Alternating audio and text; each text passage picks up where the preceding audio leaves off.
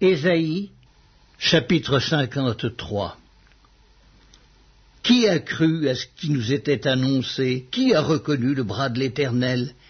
Il s'est élevé devant lui comme une faible plante, comme un rejeton qui sort d'une terre desséchée.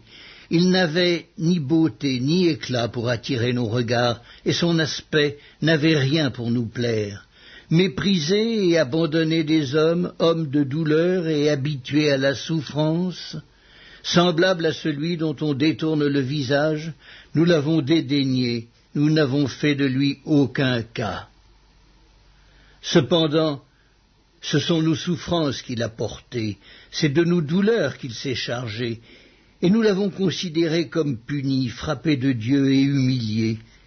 Mais il était blessé pour nos péchés, brisé pour nos iniquités. Le châtiment qui nous donne la paix est tombé sur lui, et c'est par ses meurtrissures que nous sommes guéris. Nous étions tous errants comme des brebis, chacun suivait sa propre voie, et l'Éternel a fait retomber sur lui l'iniquité de tous. Il a été maltraité et opprimé, et il n'a point ouvert la bouche. Semblable à un agneau qu'on mène à la boucherie, à une brebis muette devant ceux qui la tondent.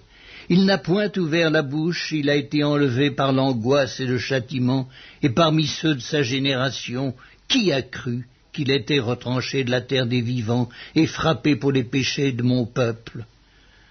On a mis son sépulcre parmi les méchants, son tombeau avec le riche, quoiqu'il n'eût point commis de violence, et qu'il n'y eût point eu de fraude dans sa bouche. Il a plu à l'Éternel de le briser par la souffrance.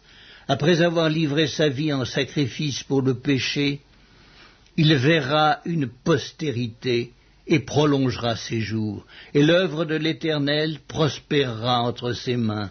À cause du travail de son âme, il rassasiera ses regards. Par sa connaissance, mon serviteur juste justifiera beaucoup d'hommes, et il se chargera de leurs iniquités. C'est pourquoi je lui donnerai sa part avec les grands.